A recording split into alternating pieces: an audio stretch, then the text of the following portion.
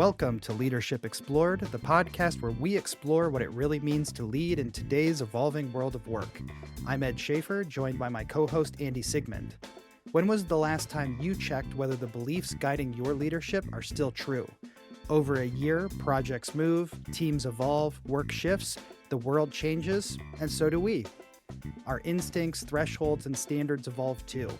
What seemed obvious in January can look very different in October, and something that seemed like a fad in March might be table stakes by December.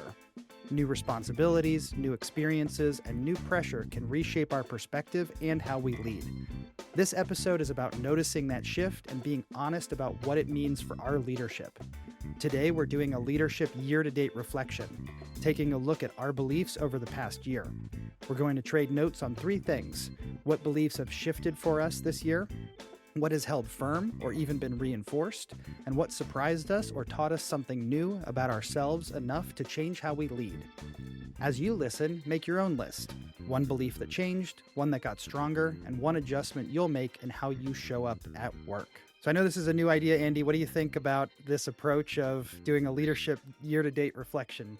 Yeah, I think it's useful to look back on any held beliefs, whether they're strongly held or loosely held, and validate or invalidate. I think oftentimes this is one of those exercises that you might advise people to do, but then you don't actually go and do. Right? It's sort of like the person who reads 3 dozen self-help books and does none of the things prescribed in those books and thinks that they're improving. So I think it's worthwhile to actually go through the exercise and sit down and have a conversation about them and challenge some of those beliefs.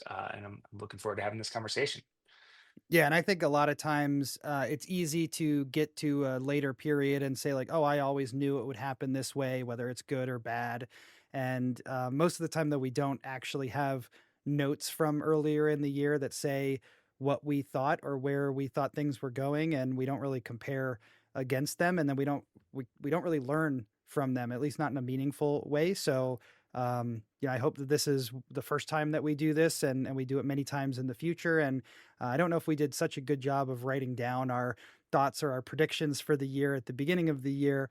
But I know we talked about how we would reflect back on some of those things. And I know I took quite a few notes for myself because I did have some notes earlier this year. So, hopefully we can at least have some idea of what we thought before, and maybe what's changed or what we feel pretty confident about. And I guess some quick Yeah. context for our listeners: we aren't treating this like a scorecard. It's not about oh, how many I got 6 out of 10 things that I predicted right or anything like that. So it's not really about whether we were right, and not necessarily if we were surprised. It's mostly about checking in. Um, I've heard people say before, we don't learn from experience, we learn from reflecting on that experience. So I think by asking these three simple questions: what strengthened for us, what was reframed or shifted, and what surprised us enough to change our behavior, the hope would be that we can get clarity and direction. And similar to how we talked about retrospectives in our past episode, honest reflection can help us make better choices in the future, or become more accurate at making predictions about what might happen based on what we see. So I think it's good to kind of always have those checkpoints in place and see if what you thought matches what happened, and update your perspective based on that. So let's get started with anything that got stronger, or any ideas or beliefs that were reinforced this past year. Is Andy, anything come to mind for you that you want to kick us off with?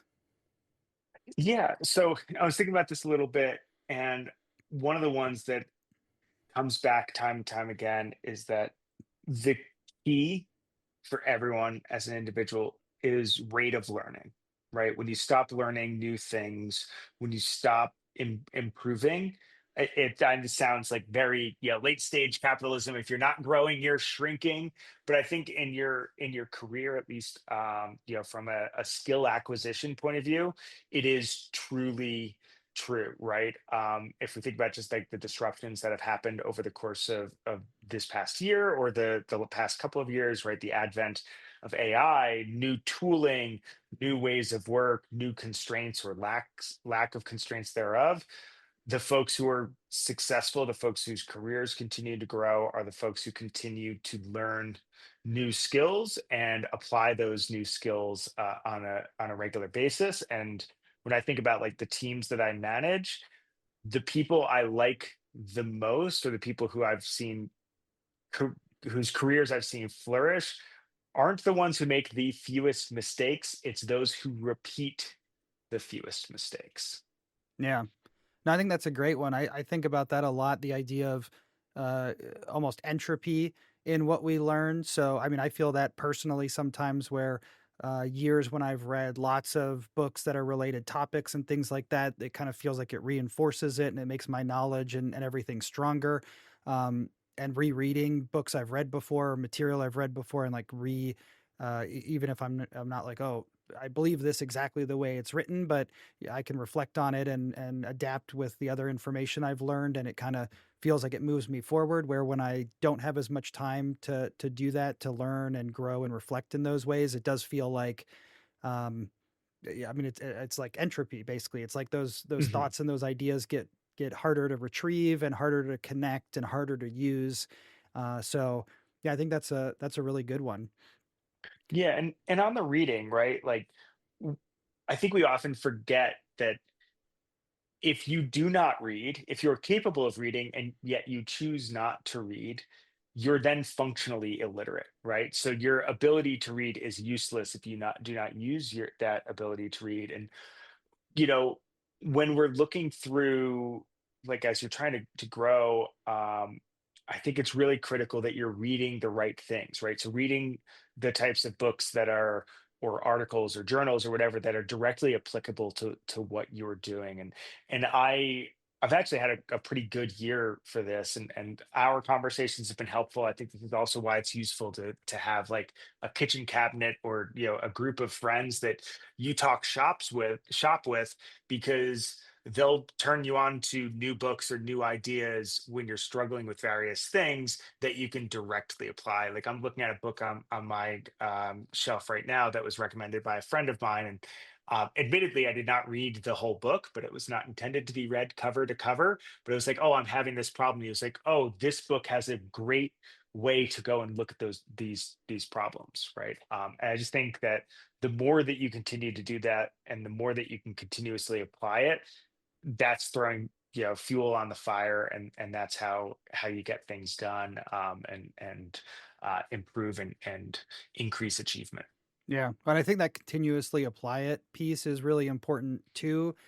Just as you were saying that, I was thinking about material I've read and when I've read it and had an opportunity to try to apply it, or like, oh, I'm facing this problem and this book or whatever seems to have a solution, and then whether I use the whole idea or just parts of the idea, I think it reinforces that learning, and I actually learn from it a lot better. Where when those opportunities aren't there to like put something into practice or try it out, then reading the book is kind of like maybe I'm collecting the ideas or the information, but maybe I'm not.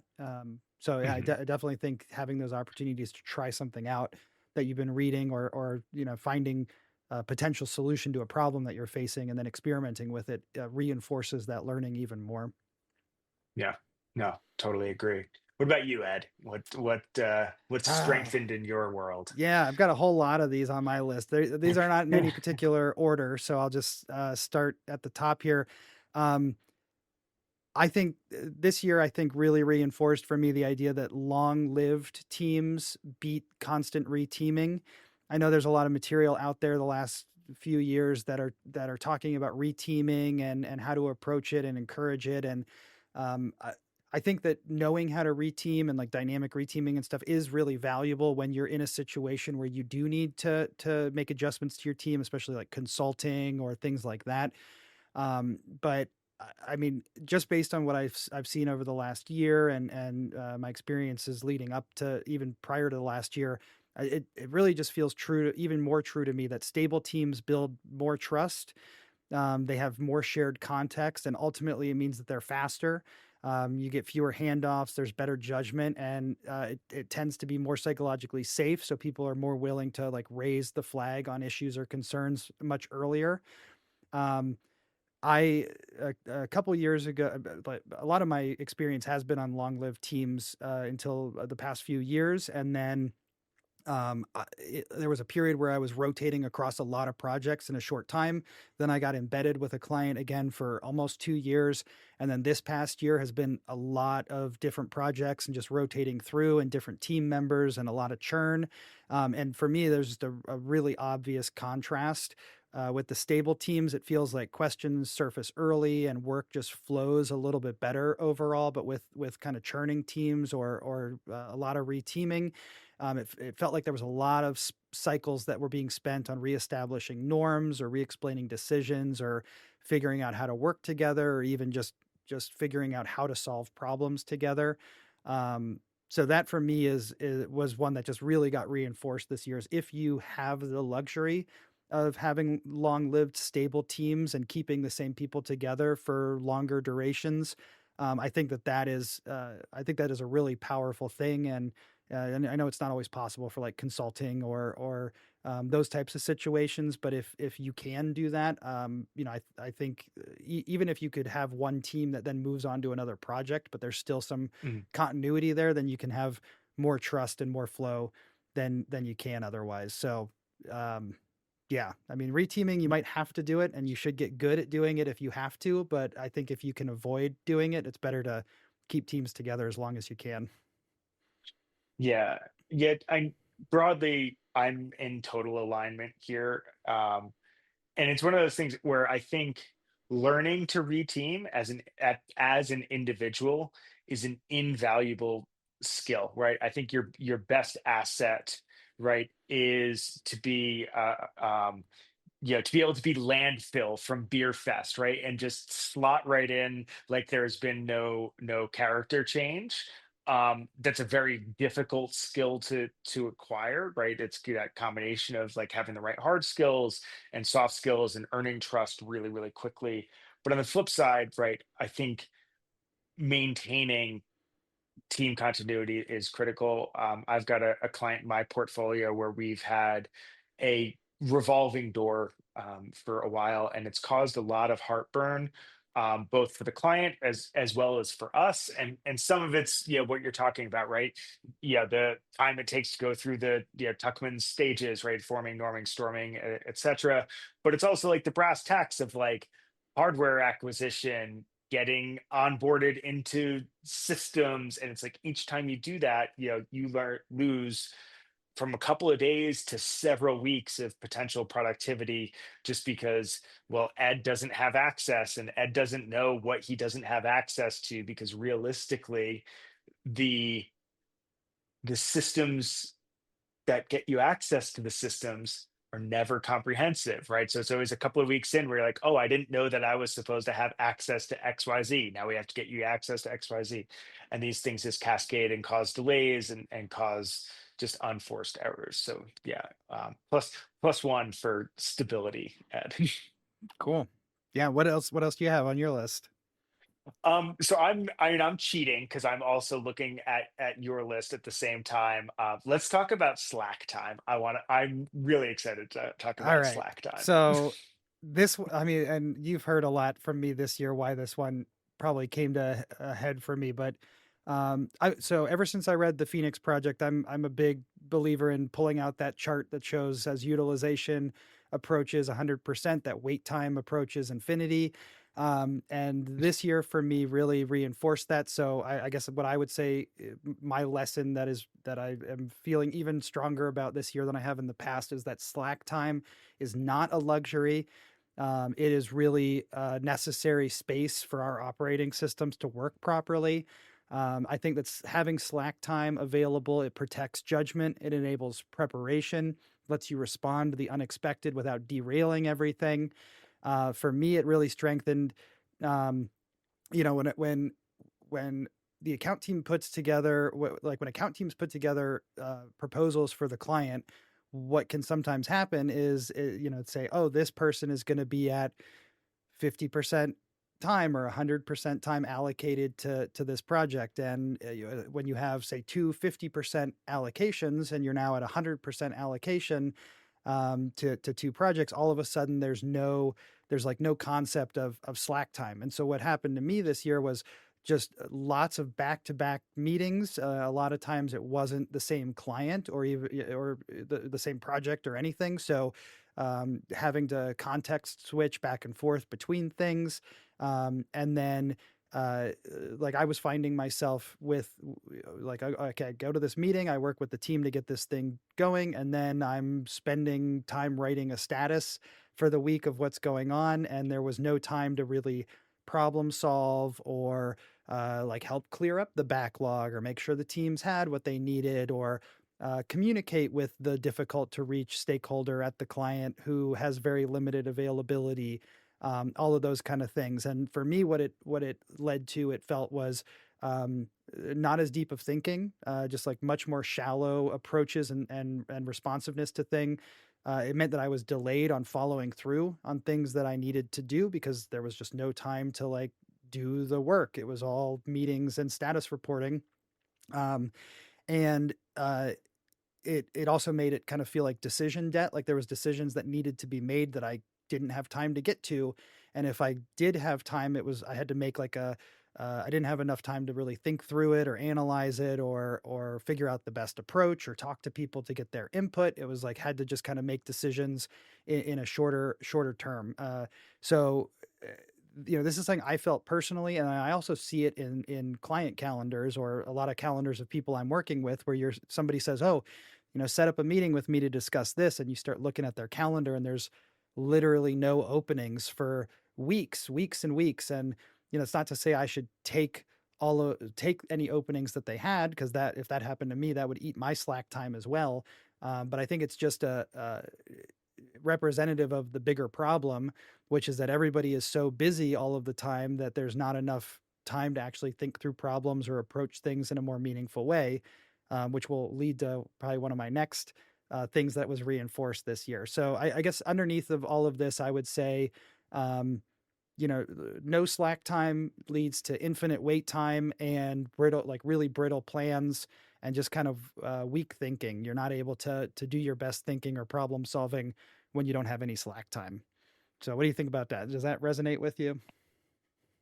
Yeah, I mean, look, there's a reason that farmers let their fields lay fallow intermittently, right? You've got to let things recover. I think as people, it's important to like have the opportunity to be a little bit bored. If you've got that calendar that's back to back to back to back ad infinitum, you never have time to process or time to think through anything or time to really recover, right? And like, you know, you're seeing this conversation come up a lot in athletic training, right? Where, for ages it was like, it's all about the grind, it's all about the grind, it's all about the grind. And what you're realizing more and more is like, no, it's all about the recovery, right? The grind is the stimulus, but the growth happens in the recovery phase. So yeah, I'm totally aligned here. I think finding the balance and recognizing that there's seasonality associated with it too. Like sometimes you're going to be jam packed and you're going to be reactive because that's just kind of what you've got going on, and that's okay. But you can only do that for so long before it ends up being diminishing returns, right? So you've either got to find a way to free up your schedule a bit to have some space to breathe, or maybe you've got to just take some time off, right? Time off is not just a benefit to you as the individual of like, hey, you get some vacation time. It's also a benefit to the organization because you come back refreshed and like everything has been absorbed and downloaded, and you're rip roaring ready to go again. Yeah. Yeah. And I this with this idea of the slack time, I think it directly goes into the other another one that was really reinforced for me this year is to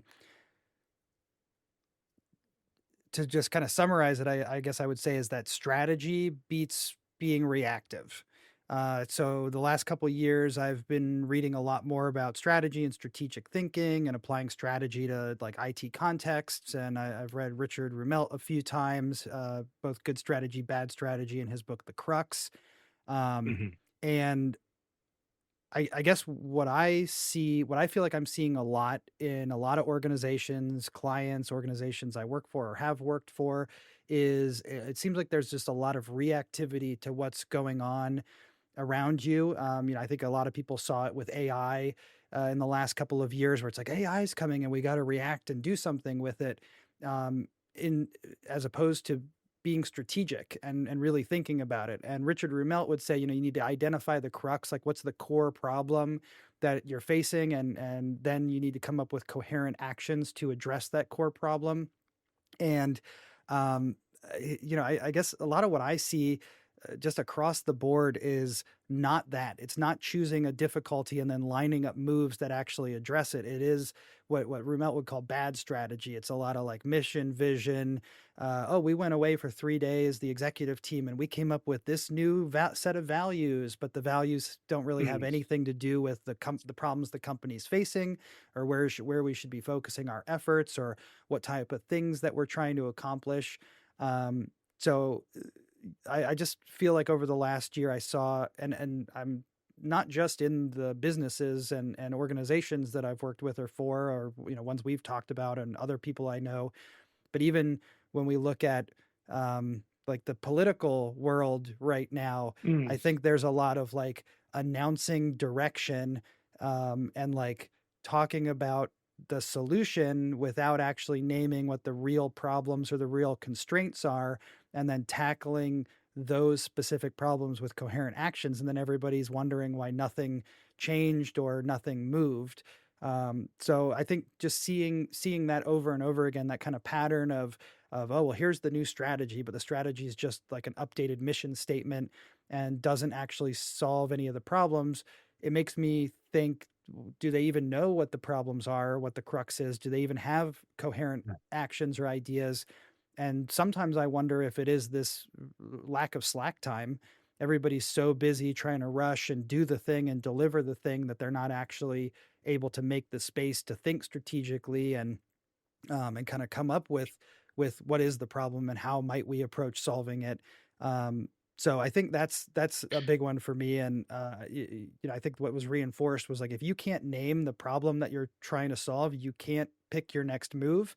And if you can't pick your next moves, then there's no way to know if what you choose to do will actually make a difference or will help you solve the problem that you're facing mm. as an organization. If Yeah, and what is it, the caterpillar, right? If you don't know where you're going, any road will take you there. Or Yeah. if you know not which port you're sailing to, any wind is favorable.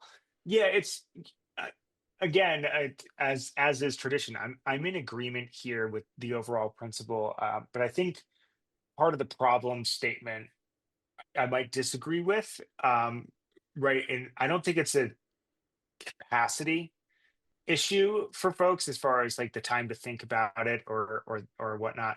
I think it's actually a skill gap issue.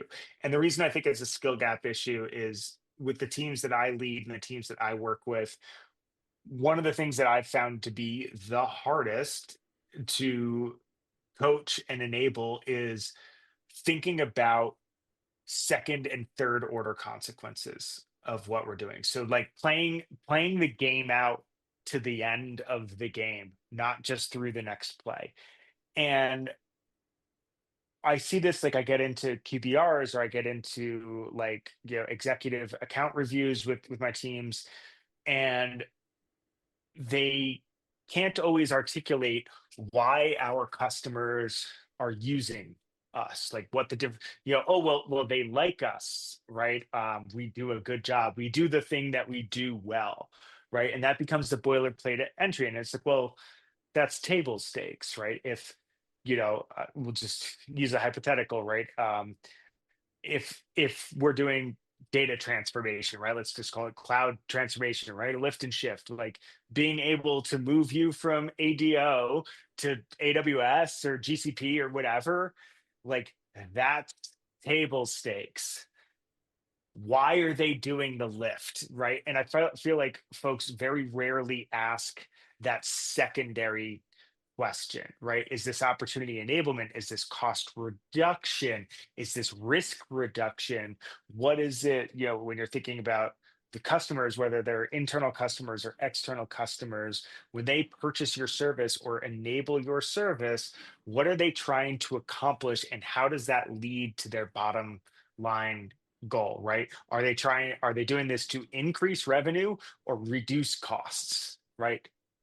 At the end of the day, it's one of those two things, broadly speaking, right? And what are the mechanisms that achieve that? And I find, and I've had this challenge most places that I've worked, right? Even when we were working together, right? This was a constant thing of like, what's the business outcome? Like, why does this, yeah, why does enabling agility actually help the organization? Like, we create happier developers. How does that? I don't care about happier developers. Happier developers are a leading indicator of something else, right?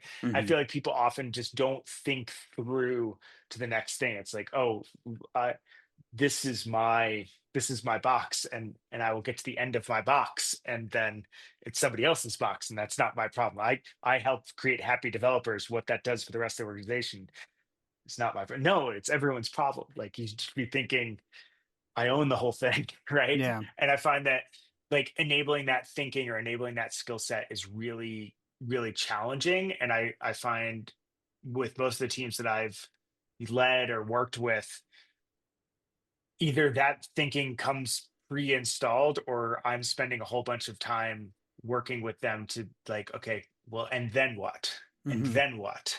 And then what? Right? Or like five whying things constantly to start to think, like, what's the second quarter, third order, fourth order consequence of what we're trying to do here?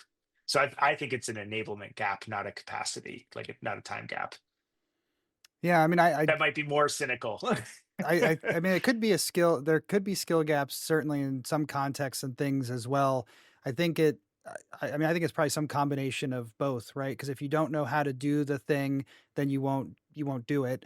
And then also, I think there are a lot of people who would say, "Oh, yeah, I'm a strong strategic thinker, or I'm good at these things," but then they're not doing it. And I don't know.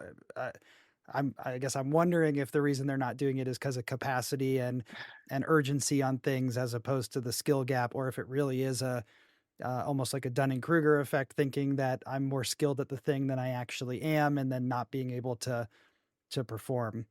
Um, Well, I think it's also I think it's also the result of a lot of leaders telling people what to do, not why to do it, right? So not thinking about the context where it's happening.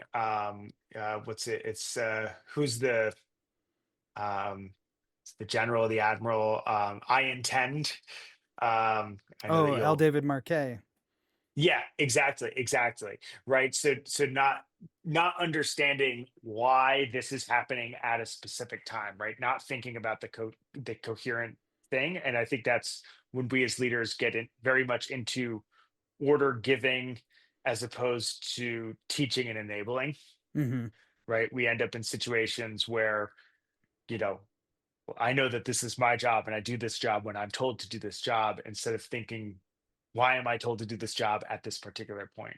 And how can Yeah. I proactively look around the corner and understand how I'm part of a complex system? That's actually a perfect lead into the next thing I have on my list that has been reinforced multiple years in a row. And I think we talk about this probably every few weeks whenever we're catching up and chatting. Um, Professional communication is super important, and I would even say it's almost like a force multiplier. And what I'm thinking of when I'm saying this is the number of times over the past many years, where I get like a ping in Slack or in Teams or whatever, and all it says is like, "Hey Ed," or "Hey Ed, let me know when you have a minute," or something like that, or an email that, "Hey, call me back whenever you can," something like that. And this is kind of the specific example that's coming to mind for me, but I think you can kind of expand this into all sorts of professional communication. And it's like, you took the time to send me a message, and now I have a message with no context. I don't know how important it is or how fast I should respond. I don't know how to prepare before I Mhm. respond to you. I don't know what is the matter. And if if it's my boss or something like that, it might put me in a position of like, is this bad? Am I about to get chewed out, or like, did I do something There's wrong? nothing scarier than, hey Ed, got a sec, coming from your boss without context. Yeah. So, and then I have to like, hey, so I get the, hey, do you have a minute? And I go, oh yeah, hey, what's up? Or what do you need? And oh, well, can I call you? And it's like, well, could you give me any information before we get on the call so that I can mentally be shifted into the same space as you or whatever? And to me, I think that's just a representative example of like unprofessional communication. And we could expand this out to like the email that doesn't really explain things in very much depth, or like the meeting where somebody starts talking about this specific problem, but they don't give any background or context about what is Mhm. going on or what's led up to this. So I know that's something I always try to do is like I want to give context first. I try to give the awareness and the notes. I try to be really clear in what I'm asking for. So instead of just like a hey Andy, hit me up when you can, it might be like, hey Andy, I was just talking to this client and they raised a concern about X, Y, and Z. I'm wondering if you have any information about this because I need to get a response back to them to let them know whether we can accomplish this. Um, when you have a minute, can you take a look, or we can get on a call to discuss further? And all of a sudden, what, like, I've explained what I need. I think it also shows there's the professionalism for you as the recipient, but I think it's also professional for me to show that like I know what I'm asking and why I'm bringing this up Mhm. and what the context is. And then it feels like I'm also being a lot more respectful of your time and your context switching and mental capacity and those types of things.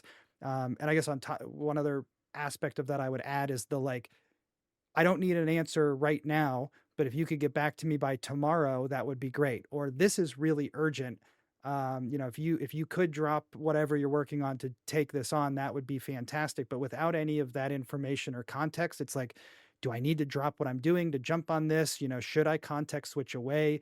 Just got out of a meeting. Maybe I'll forget what I needed to do out as an outcome of that because I got this weird message from somebody. Um, Mhm. so yeah, I mean, I think just trying to be as professional as you can in your communication, especially that one-to-one type of communication, but then what you're communicating in status reports or emails or just whatever. And I would say for me, what the reason this was reinforced was seeing more bad communication than good communication, but then also Yeah. comparing the ones that I get frustrated by against like what I send to people. And it just feels like there's a big delta there. And like feels like I get better outcomes and results from the what I consider more professional communication than a lot of people do who are just kind of doing this, like, I guess, almost like passive communication. Yeah. I mean, I think it comes down to like clear, concise, and direct.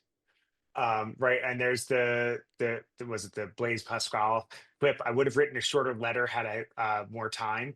Right. And I think, yeah, like when I think about like Slack communication or Teams communication, one of my general policies is like, if it's urgent, I will tell you expressly that it's urgent. Yeah. And I won't send, hey Ed, got a sec without context. It's like, hey Ed, got a sec. I wanted to dive into XYZ about project ABC because insert reason. Right. So that way you've got at least like enough going on. And then when you respond to me, ideally, like you've pulled up the spreadsheet or you're now in a position where you're prepared to work on this. When you're like, yeah, great, want to huddle, you've at least like done the legwork so that we can like just jump in and be productive. We don't need to waste both of our time while you're like, wait, where is the budget for project ABC, or like whatever the thing is that we're talking about. I think it's a lot more effective. And also, and I have a loathing for passive aggression at work. Like if you need a thing, ask for the thing directly. Don't beat around the bush. Yeah. And I just think it's a poor leadership stance to beat around the bush with any of those things. Just say what it is. It's your job to say what it is. And if you're not prepared to do that, don't be in a leadership position. Yeah. All right, next on End my rant. list. Well, I think it's funny. I didn't have these in a particular order, but I feel like these do kind of flow into one another a little bit. So, professional Yeah. communication, I think, relies on, in some ways, good taste. And this leads to my next one that was reinforced a lot this year, which is I think having good taste matters more and more. And I think, especially in this world of AI and AI usage, I think having good taste is going to be really important. And what I mean by this is, uh, we can use AI, Chat GPT, or Gemini or whatever to draft. Um, uh, we can use it to draft letters, or we can use it to draft documents and things like that. But if you've used AI at all and you have the AI draft, especially if you are not good at prompting, then if you don't have good taste and you look at it, you're going to be like, this seems good enough, and you're going to send it. But if you Mm, read it, especially if you have good taste, you're going to notice that a lot of the AI writing is really poor, or doesn't explain things very well, or is confusing and muddled. And I see this a lot I mean, I think you can see it a lot in professional communications. I think you can see it even more if you want to like see really clear examples of this. Go look at Reddit posts, the ones that are in the comments. People are like, "This is AI slop," and it's very clear by the kind of tonality and the phrasing and the lack just of conviction. there's that too, and like the structure of the writing, and it just sounds bad. And so if you don't have good taste, then you're not going to be able to read what you're not going to be able to look at what the AI generates, whether it's written. I mean, I'm thinking of written content mostly, but for really anything, even if you're using AI to solve problems in your business and you don't have good taste, you're going to assume that the AI is correct. Whereas if you actually look at the results it's giving you, or analyze it or break it down, you're going to figure out like, oh, it's missing this whole thing, or this is really generic and isn't really what we're looking for. So I guess what was strengthened for me, and I've been saying this for the last couple of years, a lot of people are so worried about AI eliminating jobs, and people are not going to have work to do. And I think that um, using AI only saves time when it's paired with human judgment, and that human judgment has good taste to be able Yeah, to apply. discernment. Yeah, Yeah. discernment. Yeah, to apply to it. So um,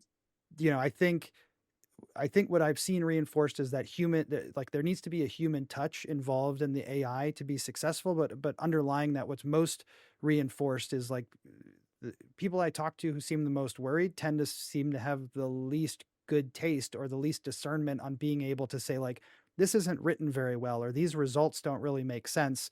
Um, Mhm. so I guess when I say it's reinforced, I guess there's two aspects of this. One of them is, if you already have good taste and you do this well, then you're probably going to be in a good spot for a while, or you're going to be able to have more success. And if you maybe aren't sure if you have good taste or not, I think being willing to like, let's do that extra pass. Let's not publish version one. Let's like do two or three or four iterations of this. And like, yeah, sometimes you might make a third or fourth iteration and go back to the second one, and that's totally fine. But I think practicing your taste and your discernment and your sort of analytical skills on the results that you get is going to matter more and more in this world of AI, than just kind of accepting what comes. Yeah, I think the way that you use AI is super telling too, as far as like the what you're trying to accomplish. Like one of the things I find myself doing a lot is I like it in the middle stages. So I like to do the first draft myself, and then I like to use AI to edit and refine. And I find most of the time it makes things better, but it's still wrong. And then what I need to do is I need to like find like I'll use a lot of things that I build, and you know this about me. I like space constraints, right? So I like, yeah, strategy on a page, right? Or like a 2 by 2, or things where it's like you have this much space to get way too much information onto like a single pane of glass. And I think AI can be really, really useful for reducing those things. But 9 times out of 10, you'll read the original and you'll read the AI and you'll be like, close. And then you then need to re-edit the AI, and that becomes the final draft. And I think when we think about things, we do things that way, right? You get the advantage of all the initial thought and mental horsepower that came into the first draft, and their refinement, and then you know your subject really, really well. Where I think this discernment or this taste thing, where people get lost, or where they put themselves at risk, is they're basically bypassing their own thought and leaving that up to the machine. And the machine is a tool to help you think. It is not a tool to replace your thinking. And if you're using it to replace your thinking, you probably should be worried about your job. You probably are replaceable. Yeah. Which was actually a really good lead into the last thing I had that was really I'm reinforced. just teeing these up for you It deliberately. seems like it. The last one I had listed as just something that was really reinforced for me this year, and like something I've believed and believe even stronger now is just the importance of self-respect. I mean, that's the core aspect is self-respect, and then I'll put kind of boundaries as a sort of adjacent relationship to that, and then I think that you need to have that to prevent burnout and to be able to do the work quality that you're looking for. So I already talked a bit about slack time and how I was feeling this year, and I definitely experienced some burnout time periods, but I think well, I'll tell a story. So there's someone I know who was out of work for a little while, kind of post pandemic when there was, the pandemic, there was sort of like a increase in hiring. And then there was kind of a little bit of a trough that came after that where a lot of people were out of work and he was out of work for a while.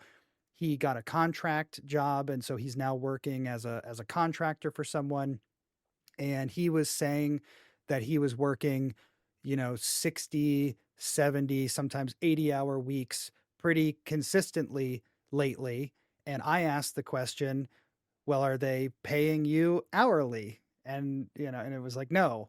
I'm just doing this. And what he essentially said was he's doing this work because he wants to be seen as working hard and being valuable, because he is concerned that if he's not seen that way, that he would potentially lose his job opportunity and be out of work again.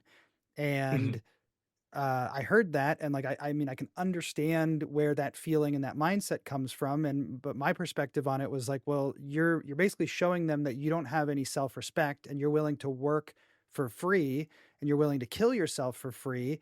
And like they have money to pay for someone. If they don't have money to pay for someone, then you shouldn't be solving their problems for them. And um, I mean, that's not really sustainable over the long term. Like I could already Mm. see in the early times that of this happening to him that he was already starting to experience burnout. So it's not sustainable for him. So by doing that, he's at risk of burning himself out and putting him in a position where he can't work that much, and then causing the exact problem that he's afraid he's going to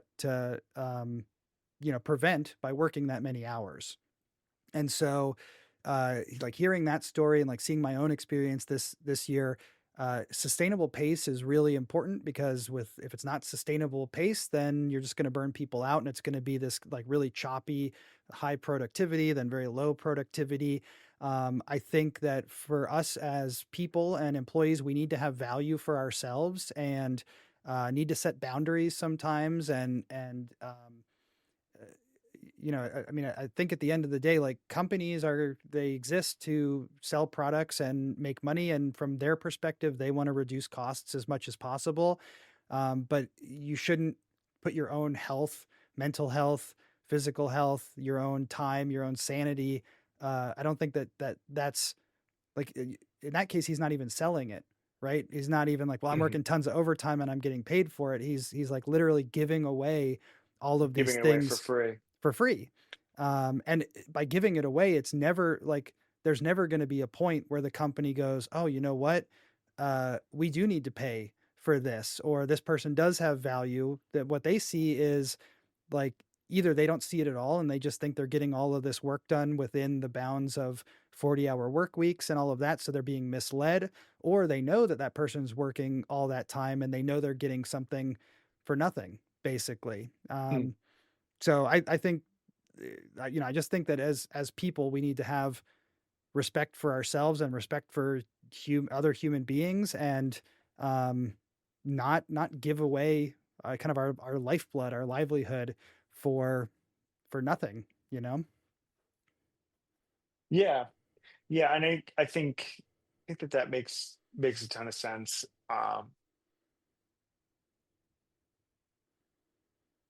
Yeah, and like I think that that comes down to like use your entitlements, use your time, and remember the key is to always be good, not occasionally be great, right? It's consistency, and you're going to get a lot more action out of consistently raising the floor than raising a ceiling that you randomly hit, right? If you're talking about like performance and outcomes, um, there. So yeah, I think it makes a ton of sense. Yeah, and I mean, what something that came to mind for me as I was writing this down was there was a couple times during the year where I was scheduled to take a Friday off, and there was a lot going on, and I was like, well, maybe I should just cancel taking this day off, and I should work instead. And I kind of felt anxiety about it, but I took the Friday off, and I got back on Monday, and lo and behold, I was like a little bit more well rested, a little bit less stressed, a little bit more mentally together, and I hadn't really missed that much of anything. So, in that case, it was like, yeah, putting myself first and having enough self respect and boundaries to say, like, I plan to take this day off, so I'm taking it. And I know there's times when some emergency comes up and you may have to, make the opposite decision. But I think too often we make that opposite decision and like cancel that day off because of something going on. When just a little bit more self-respect and boundaries would probably carry us a lot further and get us better outcomes in the end. Yeah. That's what I had for things that were reinforced, or I feel stronger now than I did at the beginning of the year. Um, let's move into any to things that have shifted or changed, or maybe ideas or beliefs that were reframed for us this year. Do you have anything that you would say is reframed or is different now than it was at the beginning of the year?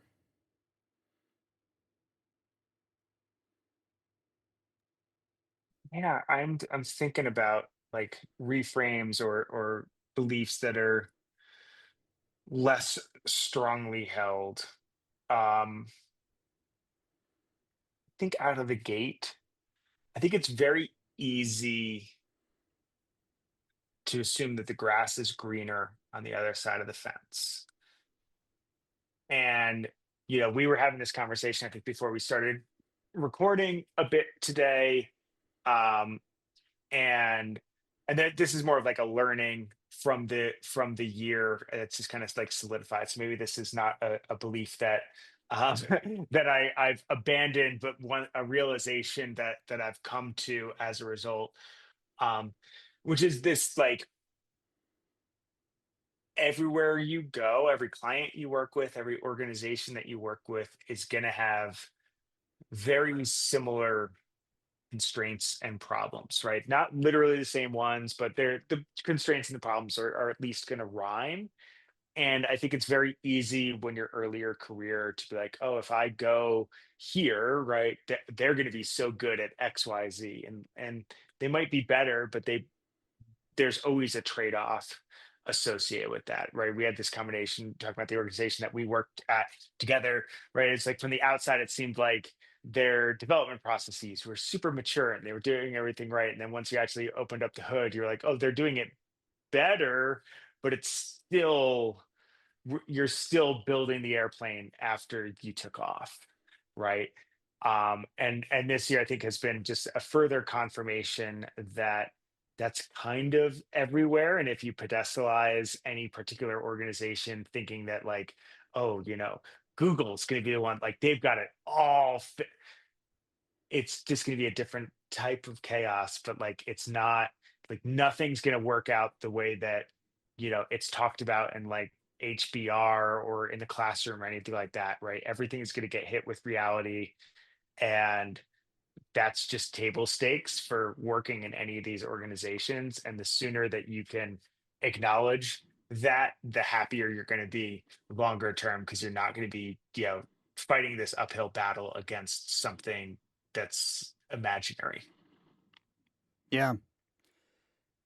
Yeah, I mean, I think that kind of relates to one that I'd written down that, and I wasn't sure exactly how to describe this in a really concise way, but I think, coming into the beginning of this year, especially with AI around, you hear a lot of people saying like, "Oh, well, just like it's not that hard to do this thing. People should just do it."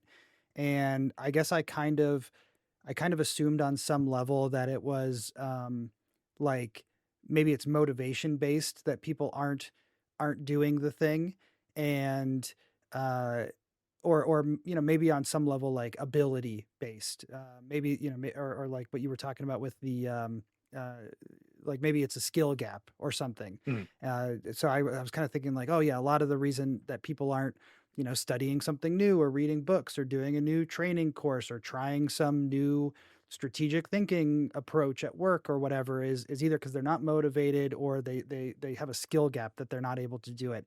And I think for me that what shifted on that this year is that um, I'm starting to think that the reason that we don't see all of those types of movement or like that momentum and growth as an individual is really about like space and energy.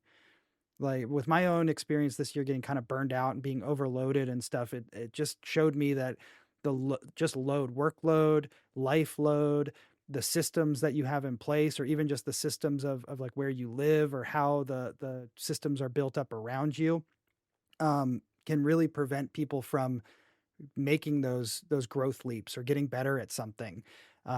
And I kind of mentioned about teams with full calendars, and that was one where there was a period where I was kind of feeling like, oh man, some of these teams that I'm working with, it seems like they're resisting change or they don't want to be agile or whatever. And the more I see it and think about it, I don't know if it's that they're resisting change. I think it's like lacking capacity to be able to change, and it kind of ties mm. into that that slack time idea. So as soon as you can change the system and maybe have fewer meetings like what people need to deliver is a lot more clear, things like that, then I think that can help open up some of that capacity and then let people tap into that motivation where I think when we're overloaded, um, I mean, for myself, it's like I got overloaded and I stopped doing a lot of stuff. I've read way less books when I got overloaded. I was writing less leadership material. Even working on this podcast kind of took a back seat.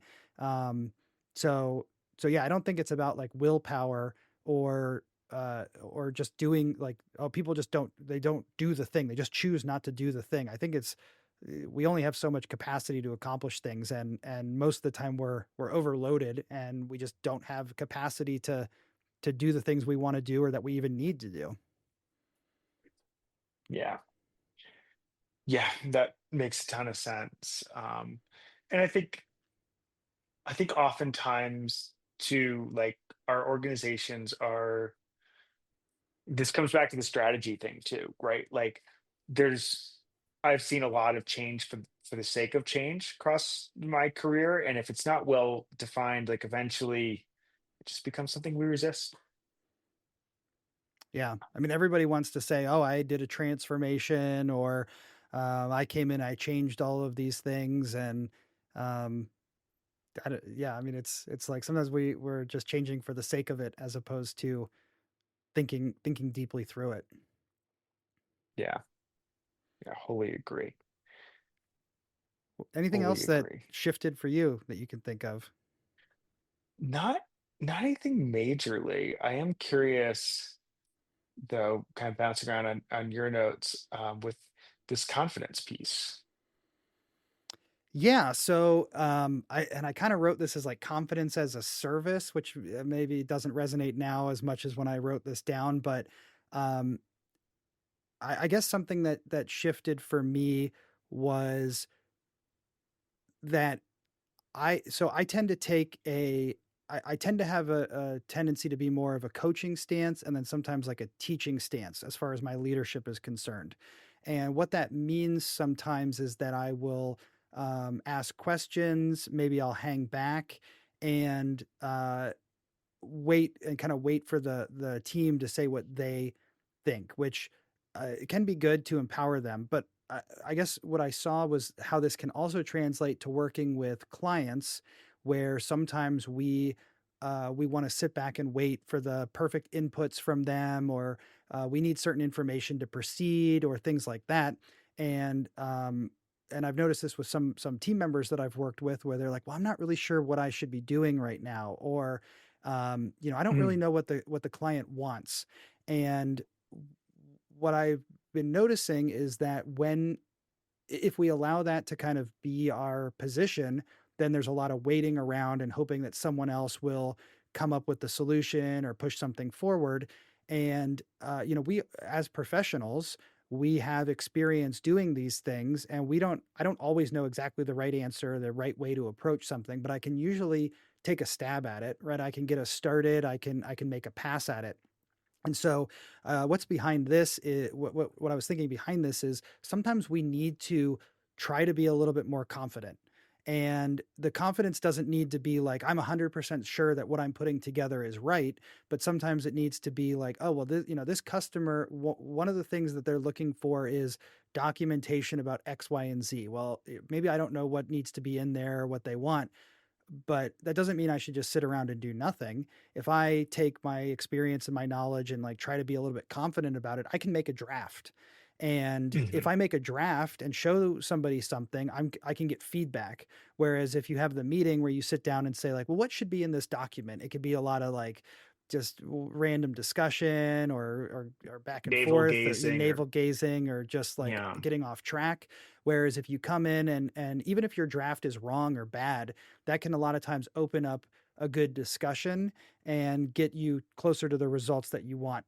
And so there's like I guess two sides of the confidence coin here. One of them is like having enough confidence to say, "Hey, I've seen something like this," or "I think I have an approach that might work, and I'm willing to, I'm willing to put this out there because I've seen it be successful before. I don't know if it'll work here or not, but I've seen it work before, so I'm confident enough to share it." And then I think the other aspect of that confidence is being confident in your enough in yourself to say, I don't know the answers to this, or this is just a rough draft. I just wanted to get the conversation going, and I know we're probably going to have a lot of changes, and some of this information might be wrong. Um, and that can move things just a lot faster. So Yeah. I guess fundamentally it's just this idea of like when things are ambiguous, sometimes just taking that first step, that first action, and like moving forward with confidence, even if you're confident that what you're going to do is going to have to get redone, that can be enough to help you get decisions that you would have never gotten by asking someone, what is it you want, or what is it that you need? Yeah, I think that's part of that shift from coach to consultant, right? Um, and this is something I work with my teams on a whole bunch, right? Is like we're hired to have a point of view, right? Your point of view, even if it's not right, is valuable because it will help us find what's right. So, you know, you can have a strong opinion held loosely, right? Be willing to change, be willing to move off of it. But especially if you're working in the consulting and services industry, I think it's really critical to come in having an idea and having a way that you think it should go, and then changing that as you gather more data, right? But you kind of y- if you're a hired gun, right, your job is to throw the first punch. It's not to ask the most questions. Yeah. Yeah, and that connected to I mean that first piece is like more holistic about this confidence and approaching it. But I think for me individually, it applied at my leadership stance with this idea of by taking a coaching first mindset, but then if I work with teams or team members who maybe don't have as much of a consulting mindset or background or don't know how to embody that confidence that I'm talking about, um, there was a couple times this past year when I was trying to uh, kind of keep a step back and not tell them, oh, we should do this or let's move forward with that to empower the team. But what it sometimes turned into was them being not sure what to do. Or like I assumed that they'd be able to self direct, but maybe they didn't have quite enough to self-direct. And so uh, what that sort of reframed for me a little bit was sometimes I do need to step in a little bit earlier, and it doesn't need to be a hey, you have to do this thing, but more of a even just like a I think if we go kind of this direction and we deliver these kind of documents or these kind of things, it seems like that'll take us Mm. closer to what the client's looking for. Like, does that feel right to you? Does that help give you the direction to now be self-directing on actually doing the work? And yeah, maybe on some level that's me having high expectations of the people I work with, and like trusting them maybe earlier than I should. And that's not to say I'm lowering my expectations or not trusting them, but just more of a um, like we've talked about many times, not everyone has the same experience or background. Not every, I mean, even like with our communication example that I talked about earlier, not Hmm. everyone knows that they should communicate in a more clear way. And they think sending a like, hey, how, let me know when you have a minute is enough. And, I think it's there, it's kind of up to us, like people with that are more senior, have more experience or background, or think about these things in different ways, to help give some direction, or it's almost like setting a goal in mind so that the Yeah. self direction and stuff can happen. Yeah, I think it's a matter of targeting it. Like one of the things end up doing a lot is I will be very directive about the outcome I want you to achieve. I will not provide any prescription for the means to achieve it, Hmm. right? Um, and I think that oftentimes that kind of cuts to the chase of like, hey, I want this, I want it to look like this, and I need it by then. Yeah, yeah. I Yeah, think and I think continue on. We've been going for a while. Yeah. Well, yeah, let's I guess we'll try to zip things up and get out of here pretty soon. So that I think that covers it for things that were reframed or that changed. Yeah. Let's talk about anything that maybe surprised us, anything we weren't expecting to learn, or maybe some messy lessons that we had to learn, mistakes we made, or things that didn't go according to plan, and how that changed what we learned about ourselves and our leadership styles. Um, so again, these aren't in any particular order. They were just kind of as they came to mind for me. The first one for me that was kind of a surprise is um, just around with projects and some. I'm going to say sometimes, but I think I'm actually going to say most of the time, discovery is bigger than what is promised or where expectations are set. I think a lot of times Hmm. I'm seeing this with sales teams I'm working with and other people I talk to in their sales teams. I think a lot of times there's a lot of optimism with the client's ability to do something, or believing that a problem space or the solution space is really clear. And if a few times when I was kind of led to believe everyone understood the problem space and exactly what needed to be done, and then we got into the project and it became clear to me like, oh, actually this wasn't nearly as well defined or well understood as I thought. It meant that it essentially meant that there was timeline optimism. It meant this there was issues with scope, and the scope needed to be really better refined or more clarified, and it required more rework. So for me, Yeah. where this was surprise, like So it so you ran headfirst into Hofstadter's law is what I don't I'm remember hearing, right? Hofstadter's law. What is Hofstadter's Oh, law? Hofstadter's law is that every project that you undertake will take longer than you planned it to take, even when you take this into account. Yeah. So yeah, I guess and what it became for me was like even in projects that everyone says are well defined, like there needs to be explicit discovery, there needs to be like explicit stakeholder analysis and stakeholder engagement. Dependencies need to be really well defined.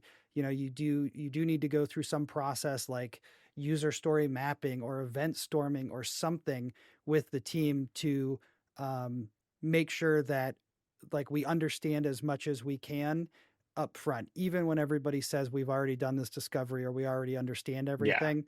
So that was a big one for me. That maybe I just put a little bit too much faith in in assuming that everybody did all of the like product manager, product ownership type work up front.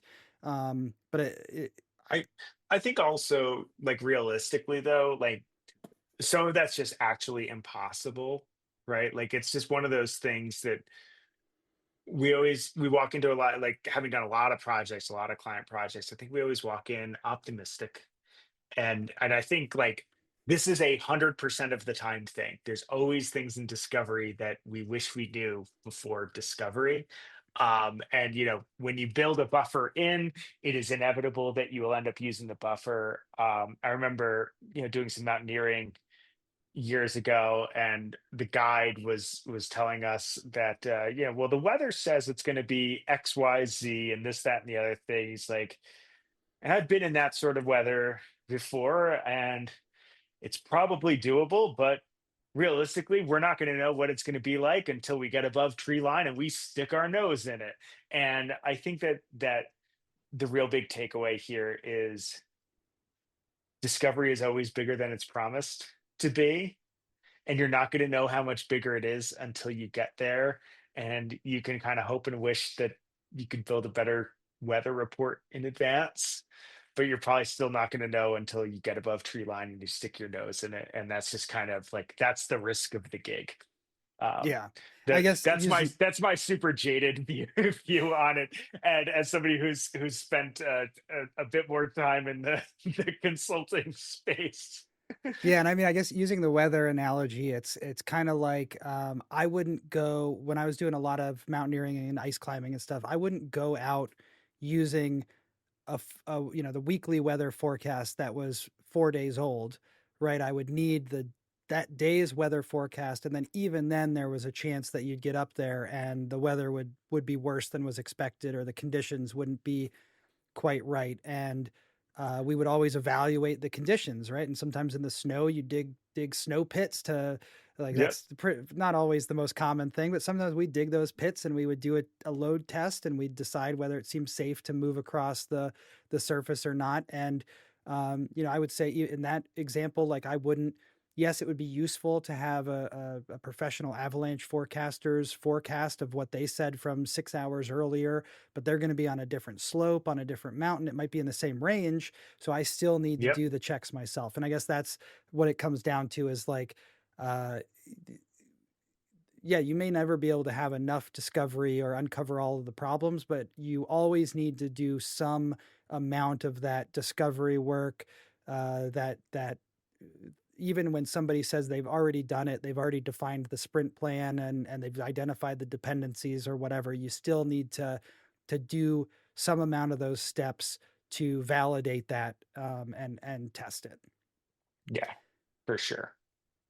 which For sure. ties into all of that what you were saying about kind of that optimism of what we sell is um another one for me that was a big lesson learned is just how sales optimism compares against delivery readiness. I've had multiple projects even just this year where oh yeah, the client's environments are ready to go, or they have all the data they need, or all the SMEs are available, or the access is And then ready, the or narrator comes in and says they were not ready. yeah, like I had a project this year that was supposed to be a real quick and easy 10 weeks in and out, and the 10 weeks was mostly executing migrations.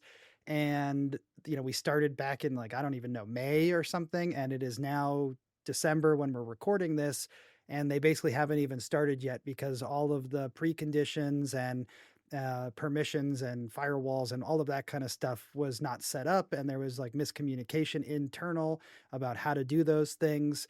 um, so I mean, I guess to some extent we could one of the lessons learned could be putting like preconditions in the SAO, or making sure Mhm. that some of these things get checked off beforehand, or no go reviews before you get started. But I think the biggest surprise and lesson for me was just like, yeah, the client's gonna be optimistic, the sales team is gonna be optimistic. It's okay to be optimistic, but you also need to be realistic too, and recognize that that optimism is probably, in most cases, is probably not going to pan out once you get into the meat of things, or once you, as you said earlier, poke your head above the clouds and see what's really going on. Yeah. Yeah, I think that no, that's always true. Um, And then I guess I'll combine these two into one really, because I think these are yeah. really close together. But I really experienced a lot of burnout the second half of this year, I would say. And being burned out, it narrowed my perspective. It really, narrowed my world. It made me have less available time and capacity for anything else. And as a net result, I would say it reduced my effectiveness, at least how I felt about it. I wasn't getting any negative reports or anything, but how I felt about it didn't feel as good. And part of that burnout ties into context switching. And I think, the more context switching you have, whether that's across clients, across projects within one client, or, if you work as a FTE and you're context switching across projects, um, it it breaks your attention. It makes it harder to keep track of things, and it just makes it harder to stay on top of everything. It gives you cognitive fatigue and delayed responses, and then that can kind of compound and feed back into the burnout. So, I would say, as far as thinking about your employees, being aware of how much context switching they need to do and trying to reduce that as much as possible, and being aware of burnout and what can contribute to burnout and how to help employees avoid burnout.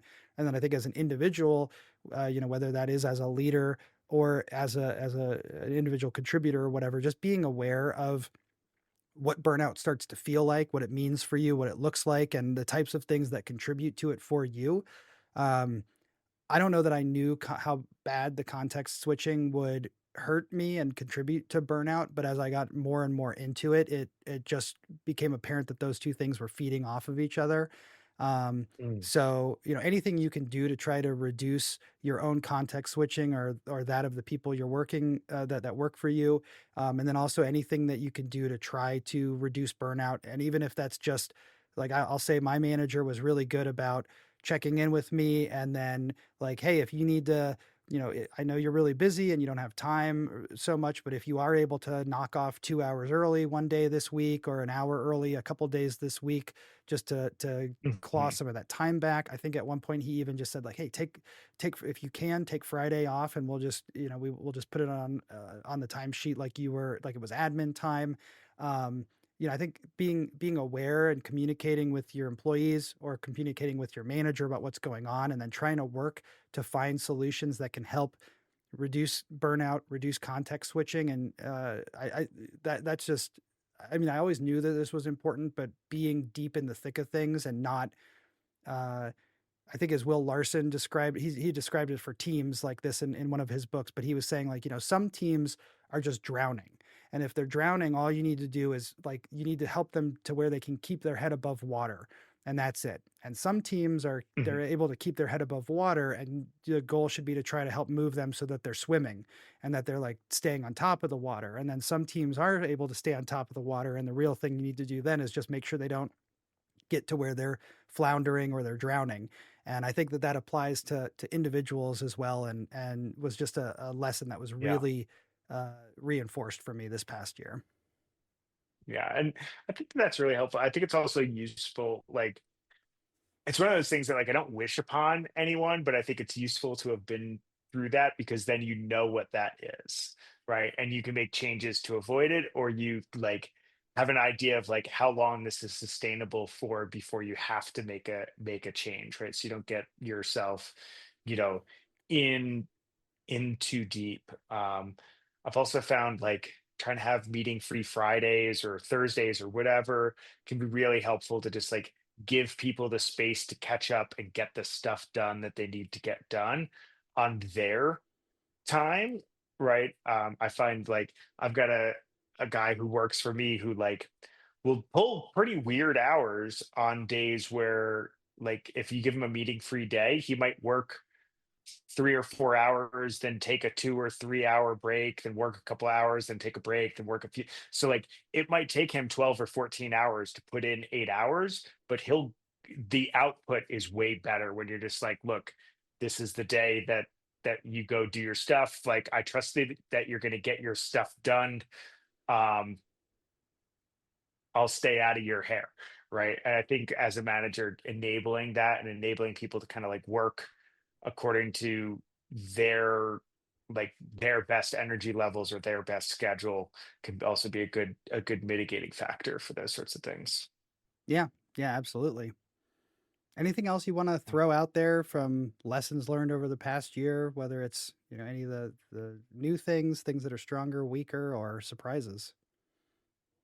No, I mean, I think each year is a surprise, right? If you go back and look through, if you're doing it right, you should, hopefully you're learning new lessons each time, not relearning the same ones. I remember there was a professor of mine in school who had a cartoon on her door that was basically telling you that like life will continue to throw you the exact same test over and over and over again until you pass it. So if you find yourself learning the same lessons over and over again, maybe you should think as to whether or not you're actually learning the lesson. Yeah, cool. Well, maybe we'll have to talk about this offline, but maybe we need to write down some predictions or things that we think as we enter January, and then we can do this again at the end of next year. But maybe have like our actual predictions in front of us and do a little bit of a comparison Yeah, and see how we I stack up. we should do that. We should place some bets on the year, and then we can review them. So All awesome. right. Well, thanks, Ed. Yeah, with that, that's our year to date reflection on leadership. We named a few things that got stronger, a few that shifted, and the messy lessons that will change how we lead next quarter and next year. If there's one thing to take away today, it's this: your leadership improves when you regularly check your beliefs against reality and adjust your practice. Reflection isn't about proving you were right, it's about learning fast enough to do the next thing better. If you lead a team or just lead yourself, make space to ask those three questions. If you found this conversation helpful, please subscribe and share it with someone else who leads. We'd love to hear your reflections and what you want us to unpack in the future. Email us at leadershipexplored@gmail.com or connect with us on LinkedIn. We read every message. This is our final episode of Season 1 and our last episode for 2025. Thank you for listening, for thinking with us, and for doing the work. We'll be back in early 2026 with Season 2. We're planning to release new episodes at least every other Tuesday starting February 10th. Tell us what you'd like to hear next. Thanks for exploring leadership with us today on Leadership Explored. Until next time, keep leading with purpose.